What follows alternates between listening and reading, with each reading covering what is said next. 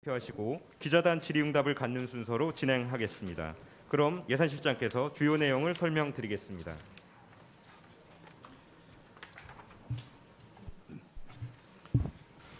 예, 금년 제4회 추경 예산안 개요에 대해서 간단히 말씀을 올리도록 하겠습니다. 먼저 3페이지 되겠습니다. 이번 4차 추경은 코로나19 재확산에 따른 경기와 민생의 어려움을 해소하기 위한 것입니다. 기본 편성 방향을 말씀드리자면은 피해를 보신 계층을 대상으로 해서 직접적이고 실질적 지원을 맞춤형으로 제공하는 4대 패키지 프로그램을 제공하는 데 역점을 두었습니다. 총 추경 규모는 7.8조 원이 되겠습니다. 그리고 지원 내용은 4가지 그룹으로 나눠서 피해를 보신 계층별 맞춤형 지원이 되겠습니다. 먼저 매출 급감에 고생을 하고 계신 우리 소상공인 자영업자분들을 돕기 위한 긴급 피해 지원 프로그램이 있겠습니다. 두 번째, 실직 위험 계층에 대해서 긴급 고용 안정 패키지가 제공이 되겠습니다. 그리고 실질, 휴폐업 등에 따른 소득 감소 가구를 대상으로 한 긴급 생계 지원 프로그램이 있습니다. 그리고 휴원에 따라서 학부모님들의 육아 부담이 커지고 있습니다. 이에 대응한 긴급 돌봄 패키지, 크게 4가지 그룹으로 나눌 수가 있겠습니다. 지원 기간은 향후 10월부터 12월 3개월이 이제 기본이 되겠습니다. 재원은 전액 국채 7.5조고 중소기업 진흥 채권 0.3조 해가지고 7.8조 모두 광의의 국채로 조달되겠습니다. 그리고 신속한 사업 집행을 위해서 지방비가 없습니다. 국고 100%로 이번에는 사업을 추진코자 합니다. 다음 페이지입니다. 추경안 규모와 내용입니다. 총 7.8조고요. 소상공인 중소기업 긴급 피해 지원 패키지가 3.8조 원, 그리고 377만 명이 수혜를 보게 되겠습니다. 그리고 긴급 고용 안정 패키지가 1.4조 원에 수혜자는 119만 명이 되겠습니다. 그리고 저소득층 긴급 생계 패키지가 4천억 원에 89만 명이 수혜를 볼 수 있다. 그리고 긴급 돌봄 지원 패키지는 2.2조 원이 되겠고요. 아동 특별 돌봄에 532만 가구, 그리고 우리 통신요금 혜택은 4,640만 명이 볼 수 있도록 예상을 지금 하고 있습니다. 다음 페이지입니다. 총 지출 증가율은 추경 이후에 18.1%가 증가한 지출이 554.7조가 되겠습니다. 이에 따라 우리 금년도 재정 수지의 비율은 GDP 비율은 마이너스 6.1%, 그리고 국가 채무는 43.9%가 되겠습니다. 6페이지 되겠습니다. 추경안 주요 내용 말씀을 올리겠습니다. 먼저 소상공인 중소기업 긴급 피해 지원에 3.8조 원이 되겠습니다. 2가지 내용입니다. 영업 제한 등으로 매출의 감소를 본 소상공인 291만 명에게 새희망 자금이라고 현금 보조를 하게 되겠습니다. 그리고 유동성 애로를 겪는 우리 소상공인하고 영세 중소기업에 대한 긴급 경영 자금이 공급이 됩니다. 이거는 13.1조 원이 되겠습니다. 이 13.1조 원의 자금을 공급하는데 정부가 한 5천억 정도의 마중물을 이제 투입을 하게 됩니다. 첫 번째, 경영안정 재개지원 관련해 가지고 새희망 자금입니다. 이거는 291만 명이 되는데 이를 업종별로 나눠보면은 먼저 가장 큰 수혜를 보는 데가 집합금지 업종이 되겠습니다. 영업 금지로 인해 가지고 큰 타격을 입은 집합금지 업종 15만 개가 되겠습니다. 소상공인에 대해서 경영안정자금을 200만 원 지급을 하게 됩니다. 그리고 다음으로 집합 제한 업종이 있습니다. 수도권의 음식점, 커피 전문점 등 영업시간이 저녁 9시까지로 제한을 하게 됩니다. 이러한 피해를 입은 업종 32만 3천 명을 대상으로 해가지고 경영안정자금 150만 원을 지급을 하게 됩니다. 그리고 나머지 일반 업종에 대해서는 매출이 감소한 연매출 4억 원 이하의 소상공인 243만 개소를 대상으로 해가지고 100만 원을 지급을 하게 되겠습니다. 이 집행하는 과정에서 신속한 집행이 무엇보다도 중요해서요. 저희들이 매출 정보는 가급적이면 행정정보, 국세청이나 건보가 가지고 있는 행정정보를 활용을 해서 하고, 그래서 신청인들이 다른 서류를 가능한 제출하지 않고 신속히 지원하도록 하는 어떤 집행 기준의 단순화와 절차의 간소화를 저희들이 추진코자 합니다. 7페이지가 되겠습니다. 폐업한 점포에 대해서는 재도전 장려금을 저희들이 50만 원씩 드리게 되고요. 이게 20만 명 저희들이 대상으로 지금 생각하고 있습니다. 그리고 다음으로는 이제 금융 지원입니다. 지금 정부가 기존의 소상공인에 대해서 금융 지원 프로그램을 시행을 하고 있습니다. 1단계가 16.4조였는데요. 이 중에서 현재 지역신용보증재단이 예비자금을 가지고 있습니다. 9천억 정도 되는데요. 이거를 이번에 풀도록 이게 하겠습니다. 특히 이번에 학원 PC방 등 영업 금지로 인해 가지고 피해가 집중되는 업종을 중심으로 해가지고 9만 소상공인에게 1천만 원씩 혜택이 가도록 하겠습니다. 그리고 2단계 지원 프로그램 10조 중 현재 9.4조 원이 지금 남아 있고요. 이게 신속 집행되도록 지원 한도를 상향 조정하고 또 상향 조정하고 복수로 중복 받을 수 있도록 하는 조치가 시행이 되겠습니다. 다음으로는 중소기업에 대한 지원입니다. 중소기업에 대해서는 긴급 유동성을 공급하는 방식으로 도움을 드리려고 합니다. 먼저 시중은행 자금을 용이하게 활용할 수 있도록 신용보증기관에서 특례 신용을 보증을 제공하겠습니다. 그래서 2.5조 원을 확대하는 데 필요한 보증재원을 2천억 늘리도록 하겠습니다. 먼저 신용보증기금에서는 공연, 관광업 등 내수 위축으로 피해를 본 중소기업을 대상으로 해가지고 1.6조 원의 추가 자금이 공급되도록 하겠습니다. 5,200개 업체가 혜택을 볼 것으로 기대하고 있습니다. 또 기술 보증에서 수출 벤처 기업 등 기술 중소기업에 대해서 보증을 합니다. 이 특별 신용 대출을 통해서 저희들이 9천억 추가 공급되도록 해서 3,000개 업체들이 혜택을 보도록 하겠습니다. 다음으로는 중소기업에 대한 긴급 경영 안정자금입니다. 이거는 우리 중소벤처진흥기금이 가지고 있는 정책자금입니다. 정부가 가지고 있는 정책자금을 풀겠습니다. 그래서 3천억을 풀도록 하겠습니다. 그래서 중소기업의 유동성 애로를 해석토록 하겠습니다. 이는 내용상 두 가지로 나눌 수 있겠습니다. 일반 업종의 경우 은행권에 접근이 어려운 영세 중소기업 1250개사를 대상으로 평균 1.65억 원을 저희들이 공급하도록 하겠습니다. 그리고 이번에 집합금지 명령 대상 중소기업에 대해서는 1.5% 초저금리로 1,000억을 공급토록 해서 1,000개 회사 정도가 혜택을 보도록 하겠습니다. 다음에는 긴급 고용 안정자금입니다. 코로나 사태가 좀 장기화되고 있습니다. 고용 충격에 대응해서 근로자의 고용 유지 지원, 그리고 실업자 생계 안정, 한시적 일자리 제공 세 가지 아이템을 잡았습니다. 먼저 고용 유지 지원금입니다. 현재 고용 상황이 악화되면서 지원금 수요가 좀 증가하고 있습니다. 그래서 현재 저희가 가지고 있는 예산이 2조 2천억입니다. 137만 명 지원할 수 있는 소요인데요. 연말까지 이 소요가 좀 늘 것 같습니다. 그래서 3천억 확대하는 소요를 좀 반영을 좀 했고요. 또 지금 고용 상태가 지금 계속 안 좋아지기 때문에 고용유지 지원금 지원 기간을 지금 늘리고 있습니다. 특별 고용 지원 업종은 6개월에서 8개월로 늘렸고요. 일반 업종도 이어서 지금 늘리도록 하겠습니다. 그래서 일반 업종 60일 확대하고 그에 따른 추가 지원소에 8만 명 하는데 2천억 추가적으로 저희들이 반영토록 하였습니다. 다음입니다. 2차 긴급 고용 안정 지원금입니다. 소득이 감소한 특수고용, 특수형태 근로 종사자들에 대한 지원이 되겠습니다. 1차로 150만 명에 대해서 저희들이 2조 오늘 지금 제공을 좀 했습니다만은 지금 다시 2차 지원 이제 소요가 좀 발생을 하고 있습니다.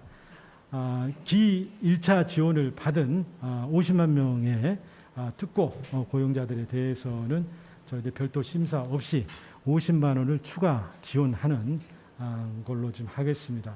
그리고 신규로 신청하시는 20만 명을 저희들이 예상을 하고 저희들이 이분들에게 대해서는 150만 원을 지원하는 내용의 예산을 좀 담도록 하겠습니다. 다음으로 청년 특별지원 프로그램입니다. 취업의 애로를 겪고 있는 청년들이 지금 많습니다. 그래서 저희들이 20만 명을 대상으로 해가지고 특별 구직지원금 50만 원을 제공을 하고 취업지원 서비스 그리고 내일 밤 배움 카드하고 연계해가지고 직업훈련을 제공하는 프로그램이 되겠습니다. 이 역시 신속한 집행을 위해서 20만 명 중에 17만 명에 대해서는 기존의 취성패 그리고 구직활동 지원금을 받았던 이수했던 분들로서 아직 취업이 되고 있지 않는 분들을 발굴해서 지원을 하도록 하고 나머지 3만 명은 신규 갓 졸업했습니다만 현재 직장을 구하지 못한 젊은 청년들을 대상으로 해가지고 지원토록 하겠습니다. 구직급여 관련해서는 고용상황 악화에 대비해서 저희들이 구직급여 수혜자 수요를 저희들이 좀 늘리고 2만 8천 명 늘리는 소요를 반영토록 하겠습니다. 그리고 코로나 극복 일자리를 저희들이 신규로 좀 제공을 좀 하도록 하겠습니다. 지금 긴급방에 관련해 가지고 행정 단속이 필요하고 그에 대한 어떤 보조 요원들 그리고 수해 피해 지역에 대한 어떤 복구 요원들 수요가 있습니다. 이러한 긴급 일자리 2만 4천 개를 제공하는데 1,000억을 반영을 하였습니다. 다음 저소득층 긴급 생계 지원입니다. 생계 위기에 빠진 가구들이 늘 것으로 판단이 됩니다. 이를 떠받치기 위해서 저희들이 긴급 생계 지원 프로그램을 신설하고 55만 가구를 이제 구제할 계획으로 지금 있습니다. 실제 기폐업으로 소득이 25% 정도 감소한 생계 위기 가구를 발굴토록 해서 가구 원수 기준으로 해가지고 1인 40부터 4인 100만 원까지 차별하여 지원토록 하겠습니다. 기존에 유사한 긴급복지 제도가 있습니다. 이 요건을 대폭 완화하겠습니다. 그래서 예를 들어서 재산 기준으로 봐서 대도시 현재 3억 5천입니다. 이거를 2배 가까운 6억으로 높이는 완화 조치를 하겠습니다. 그래서 많은 분들이 소득 감소로 인해서 고통받는 많은 분들이 생계 안정 자금을 받을 수 있도록 하겠습니다. 다음에 내일 키움 일자리입니다. 기존의 자활 사업이 있습니다. 중위소득 50% 이하를 대상으로 했습니다만은 75%까지의 차상위 계층에 대해서도 일자리 제공이 필요하다 판단하여서 저희들이 5천 명 대상으로 해서 새로운 일자리 사업을 좀 만들고 또 여기는 2개월 동안 지속할 수 있도록 근속 장려금도 지원하는 내용들을 하겠습니다. 그리고 사업이 종료되면 거기서 끝이지 않고 사회 경제적 조직으로 해서 항구적 일자리를 잡을 수 있도록 취업 연계 지원까지 하도록 하겠습니다. 다음 페이지입니다. 긴급 돌봄 지원입니다. 아동 특별 돌봄 지원이 되겠습니다. 학부모들이 돌봄 부담이 좀 늘고 있는데 저희들이 종전에는 미취학 아동으로만 했습니다만 이번에는 초등학생까지 좀 확대를 좀 하도록 하겠습니다. 초등학생들 대안학교나 홈스쿨링까지도 다 포함하는 수가 되겠습니다. 532만 명이 되겠습니다. 여기에 대해서 1인당 가구당 아동당 20만 원 제공하는 지원이 있겠습니다. 가족 돌봄 휴가 비용입니다. 지금 이번에 법 개정이 되었습니다. 남녀 고용 평등법 개정으로 인해서 가족 돌봄 휴가를 사용할 수 있는 기간이 최대 20일로 늘었습니다. 이에 맞춰서 정부가 돌봄 비용을 지원하는 기간도 10일에서 15일로 확대됩니다. 이렇게 될 경우 1인당 15일 해서 75만 원까지 지급받을 수 있고 맞벌이는 150만 원까지 수혜를 입게 됩니다. 12만 5천 명이 수혜를 입을 것으로 저희들 기대하고 있습니다. 다음 유연근무제가 활성화돼야 됩니다. 오라벨하고 집에서 얘를 돌보면서 일할 수 있는 이러한 근무 환경이 지금 활성화 좀 돼야 될 것 같습니다. 그래서 이러한 적극적 참여하는 사업주에 대한 감전 노무비를 대폭 늘리도록 하겠습니다. 2배 이상 지원을 좀 늘리겠습니다. 그래서 3만 4천 명까지로 늘리는 수혜를 반영하겠습니다. 다음으로 전국민 이동통신 요금 지원입니다. 코로나19로 인해 가지고 비대면 활동들이 늘고 있고 이에 따른 통신비 부담이 전 계층에 발생을 하고 있습니다. 이러한 통신비 부담을 경감시켜주기 위해서 통상의 어떤 통신비가 올 한 3만 원에서 5만 원 됩니다. 이거 절반 수준 2만 원을 다 지원토록 하겠습니다. 그리고 마지막으로 목적 예비입니다. 저희들이 현재 저희들 긴급 패키지를 마련했습니다만은 실제 현장 상황에 따라 가지고 약간 소요의 어떤 조정이 추가적인 소요가 발생할 수 있을 거라 판단하고 그에 대한 예비적 소요도 저희들이 1,000억 정도 반영하였습니다. 네, 이상 말씀 마치겠습니다. 예, 지금부터 기자단 질의응답 시간을 갖도록 하겠습니다. 먼저 양해 말씀드리겠습니다. 기획재정부 이차관께서는 후속 일정으로 먼저 이석을 하시도록 하겠습니다.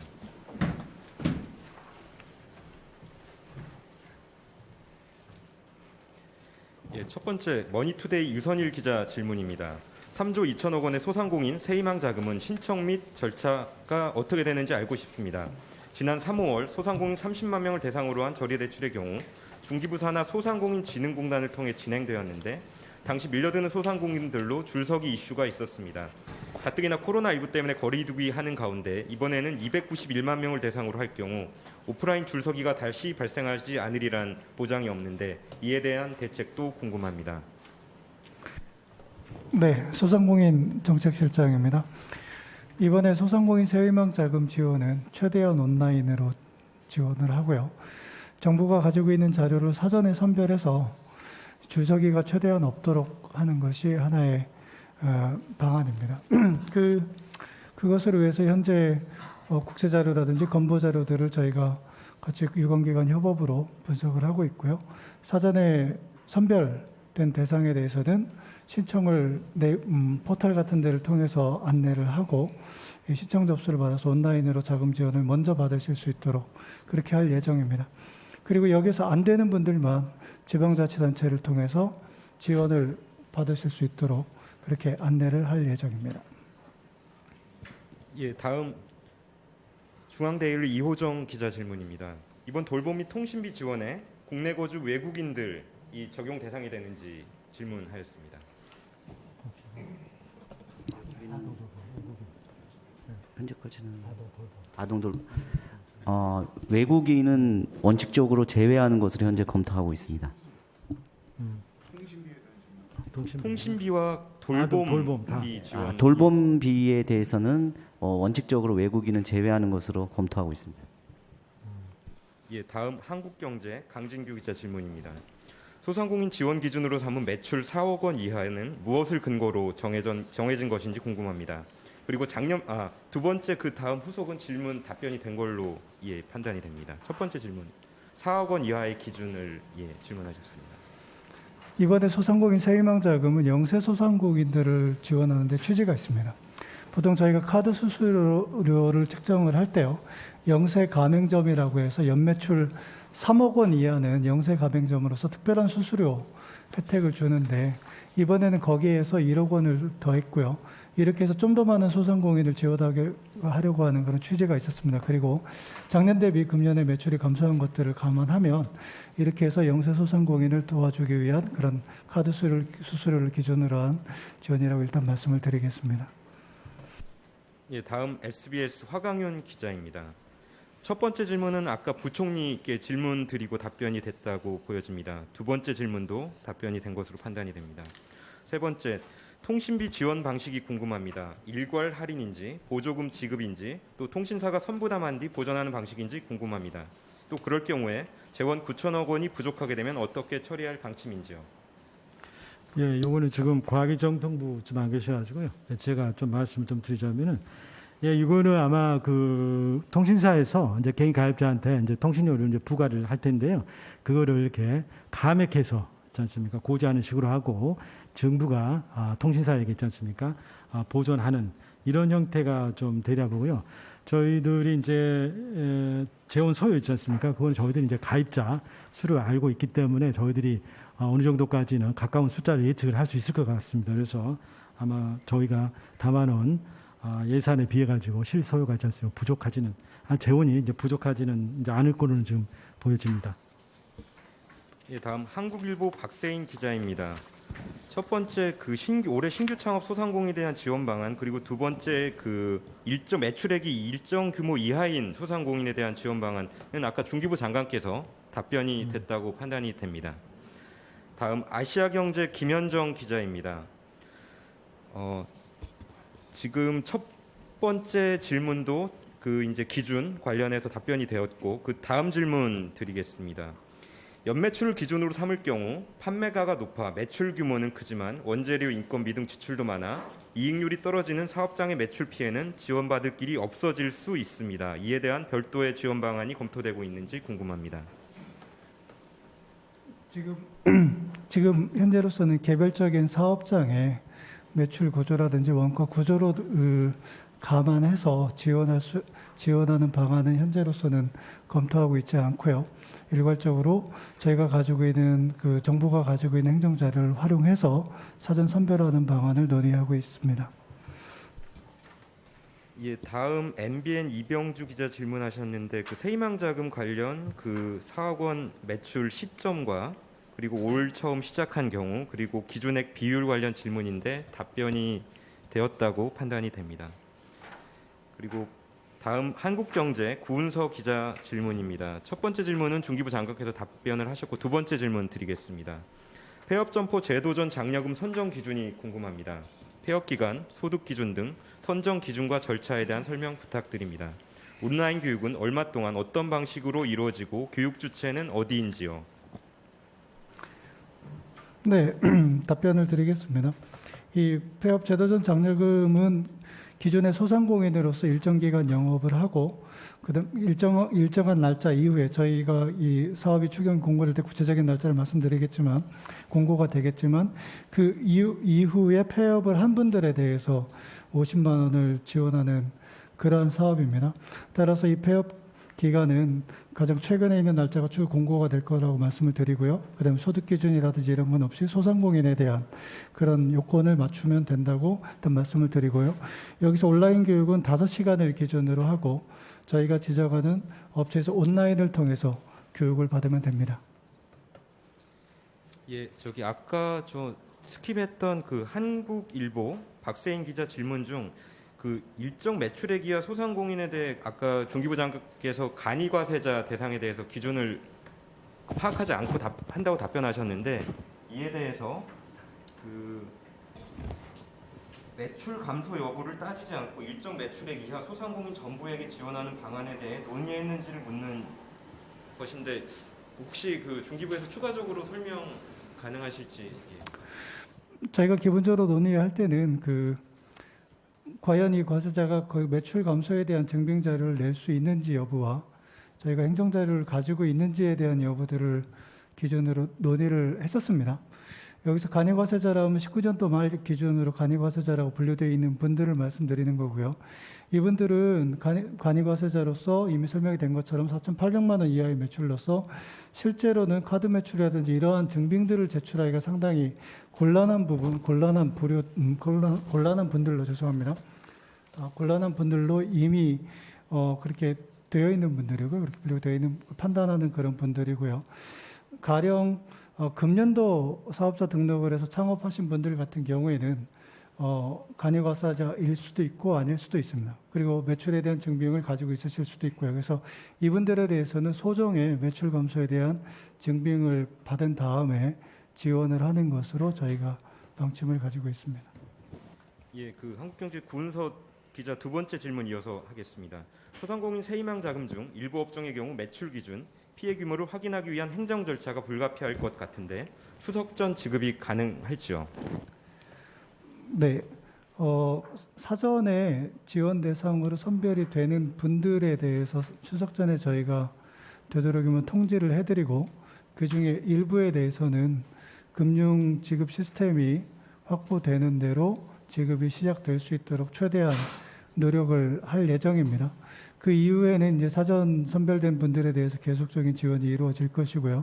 사전 선별이 안 된 분들에 대해서는 이미 말씀드린 대로 지자체를 통해서 신청을 받고 소정의 확인을 거친 다음에 지원하는 방식으로 이루어질 예정입니다. 예, SBS CNBC 윤지혜 기자입니다. 통신비 지원 관련 사실상 전 국민에게 지급되므로 선심성 지원 아니냐는 지적에 대해 어떻게 생각하십니까?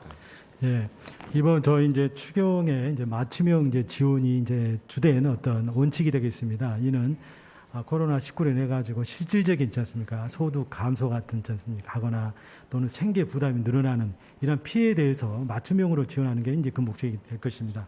따라서 이번에 이제 통신비 같은 경우는 비대면 활동이 굉장히 많이 이제 확산이 되고 있기 때문에 이에 따른 통신비 부담이 이제 발생을 한 거고, 이는 모든 전 계층에서 아마 골고루 발생을 좀 했을 것이고, 특히 가장 경제 활동이 왕성한 중장년층이 아마 더 비용 부담이 커지지 않았나 이렇게 좀 생각이 듭니다. 그래서 그 피해를 본 전 계층에 대해서 다 지원할 필요가 있다라고 판단을 좀 했고요. 이게 선심성이다라고 보기에는 좀 부적절한 측면이 있다 말씀드리고, 저희도 같은 원칙으로 또 예를 들자면은 아동 특별 돌봄 같은 경우에는 학부모들이 애들이 집에 있기 때문에 그걸 돌보는 가운데 부담이 굉장히 커졌습니다. 그래서 그 부담의 경우를 저희들이 덜어드리기 위해서 이번에 저희들이 이제 특별 돌봄 지원을 하게 되는데요. 이 경우에도 학부모, 예를 두고 있는 학부모라면은 소득 계층 관계없이 모든 계층에 대해서 저희들이 다 이번에 지원을 하게 되는 겁니다. 그래서 이번에 어디까지나 그 피해에 대한 어떤 보전을 맞춤형으로 한다라는 취지에서 저희들이 통신비도 전 계층, 피해를 입은 전 계층에 다 지원을 했다, 이렇게 이해를 말씀을 좀 드리고자 합니다. 예, 윤재 기자 두 번째 질문 관련해서 제가 이해하기로는 사각지대에 놓여 있는 그 별도 소상공인들에서 별도 지원을 검토하고 있는지 여부에 대한 질문으로 이해했습니다. 네. 일단은 이 질문에서 사전에 통계치로 제시하는 그런 부분들은 저희가 예산 추계를 위해서 참고하는 자료에 대한 숫자라는 것을 말씀을 드리고요. 저희가 지원 대상인지 여부를 판별함에 있어서는 실질적인 자료를 가지고 이분들이 소상공인인지 아닌지, 그다음에 매출이 감소하였는지 안 하였는지를 실질적으로 판단을 하게 됩니다. 그리고 앞서에 설명드린 사전 선별 절차에 의한 지원과 사후 신청에 의한 지원으로 나누어서 말씀을 드렸는데, 사전 선별이 안 되는 부분들을 사각지대라고 표현을 한다면, 예를 들면은 좀 전에 설명을 드린 금년도에 법인 설립, 금년도에 사업자 등록을 하신 분들, 금년도에 법인 설립을 하신 분들, 이런 분들이 대상이 되고요. 이분들에 대해서는 지방자치단체를 통해서 신청을 받고 실질적인 자료를 받아서 심사하여 저희가 지원을 해나갈 예정입니다. 예, 마지막으로 아시아경제 장세희 기자 질문입니다. 청년 특별 취업 지원 프로그램을 보면 이미 기존 사업에 채택했던 사람들이 신청 대상인데요. 기존 제도로 혜택을 받은 사람들에게 일시금으로 현금을 지원해 주는 게 얼만큼의 효과가 있을 것이라고 생각하시는지 궁금합니다. 네, 고용부 고용정책실장입니다. 우선 청년 특별 취업 지원은 미취업, 구직을 하고 있는 청년들에게 지원을 하는 제도인데요. 지금 말씀하신 청년 구직활동 지원금이라든지 이제 취업 성공 패키지 1에 참여했던 분들은 중위소득 60% 또는 가구소득이 중위소득 120% 이하의 저소득층에 계시는 분들이라서 우선적으로 그분들이 지원을 받았음에도 불구하고 현재까지 취업을 못했을 경우에는 일단 취약계층으로 보고 일단 우선 지원 대상으로 삼았고요. 그 이외에도 일부 청년 구직 활동을 하는 적극적으로 구직 의사가 있고 활동을 하고 있는 청년들도 참여해서 지원하는 길도 열어놔서 두 부분을 다 지원하려고 지금 추진을 하고 있습니다. 질문도 없습니다. 지금 두 번째 질문은 답변이 된 것으로 보고 그렇죠. 준비된 질문은 다 답변이 되었습니다. 예, 저 기재부 창안보입니다. 이번 대책을 마련하면서 좀 전에도 이제 사각지대에 대해서 질문을 주셨는데요. 소상공인의 문제라든가 고용인의 문제라든가 했을 때 사실 이런저런 사업들을 제대로 포함이 안 되실 분들이 좀 있습니다. 그래서 그런 분들을 위해서 저희가 이번에 마련한 것이 위기가구 긴급생계 지원입니다. 그래서 사실상 노동시장에 있는 분들과 그다음에 노동시장 바깥에 또 나가실 분들, 그거는 이제 구직급여나 실업급여 통해서 나가게 되고요. 이런저런 프로그램에 다 혜택이 못 받으신 분들이 이 긴급생계 지원을 받기 때문에 사실상 거의 전 계층에 대해서 어려움을 겪으신 분들은 다 이번 추경과 저희 경기보강 대책을 통해서 지원을 받을 수 있다는 것을 말씀드리겠습니다. 예, 이것으로 브리핑을 마치겠습니다. 감사합니다.